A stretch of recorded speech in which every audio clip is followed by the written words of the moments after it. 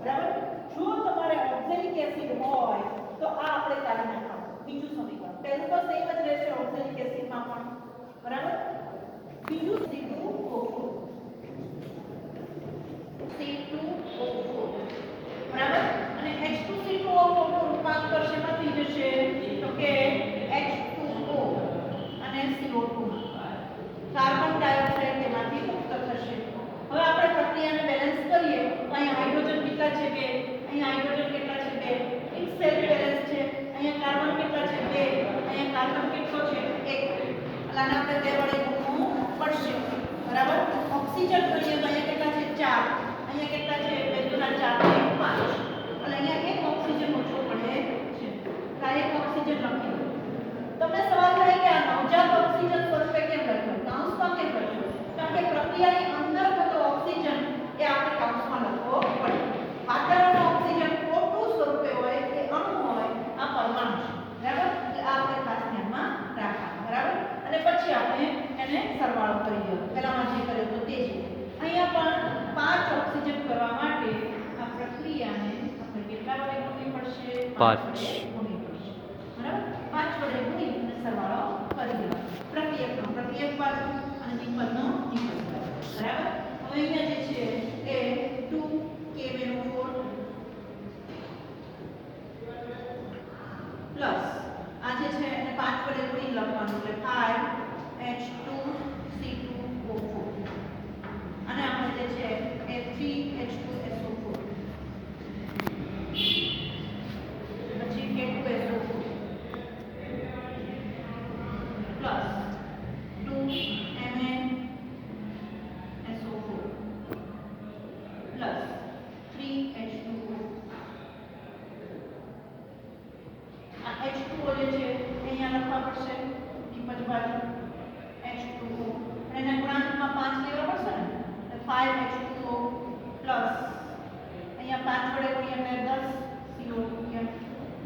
હવે લખ્યા પછી આપણે એકવાર બેલેન્સિંગ ચેક કરી લેવાનું. અહીંયા K કેટલા છે 2, આ બાજુ K કેટલા છે 2, અહીંયા S કેટલા છે, અહીંયા જે છે S નથી, બરાબર. Mn કેટલા છે અહીંયા 2, અહીંયા Mn કેટલા થઈ ગયા 2. આ રીતે આખો ચારો મેળવી લેવાનો, બરાબર. આ આપણું થઈ ગયું પ્રક્રિયા સમીકરણ ત્રીજું. 3 સમીકરણ યાદ રાખવાના છે અને 2 માર્ક્સ મળશે, બરાબર. એટલે આપણે આ તૈયાર કરી દેવાના છે.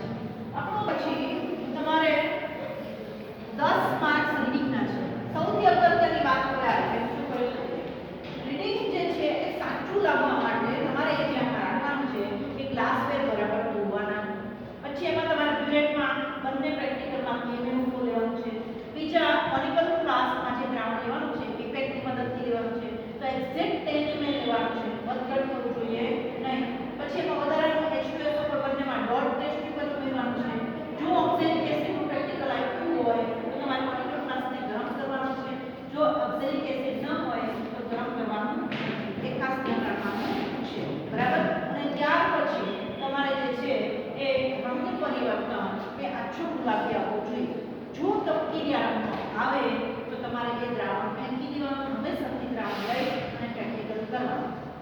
તમારા ઓનિકલ ફ્લાસ્કમાં તપકીરો રંગ આવે છે અંતિમ સમયે આછા ગુલાબીને બદલે, તેના કારણો કેટલા હોઈ શકે એ સમજી લો. પહેલું કારણ એ હોઈ શકે કે તમે બુલેટમાંનું એડિશન જે કર્યું છે એ ડ્રોપ વાઇઝ કર્યું નથી. તમારે કેવું કરવું જોઈએ? ધીમે ધીમે એ એડિશન કરવું જોઈએ, બરાબર. બીજા નંબર પર તમે જે છે એ એક્ઝેક્ટલી 10 ml દ્રાવણ લીધું નથી, બરાબર. અને તમે જે છે એ સૂચક જે છે એ સ્વયં સૂચક છે KMnO4, બરાબર. પણ બાય ચાન્સ તમે કંઈક મિસ્ટેક કરી છે તો તમારા ઓનિકલ ક્લાસમાં અંતિમ સમયે એ તપકીરો રંગ આવશે. તપકીરો રંગ આવે એટલે તુરંત એ ફેંકી દેવાનું. હવે સૌથી આખો પ્રેક્ટિકલ કરવાનો, બરાબર. સૂચક તમારે આ ખાસ ધ્યાન રાખવાનું છે રીડિંગ વખતે. રીડિંગના કેટલા માર્ક્સ છે? 10 માર્ક્સ. હવે બાકી રહી રાખે ગણતરી. હવે ગણતરીમાં આપણે 2 ગણતરી કરવાની છે. ગણતરી એમાં પહેલી ગણતરી જે છે એ મોલારિટી છે. મોલારિટી જે છે એના માર્ક્સ કેટલા છે? તો 2 માર્ક્સ છે. 2 અને આ 2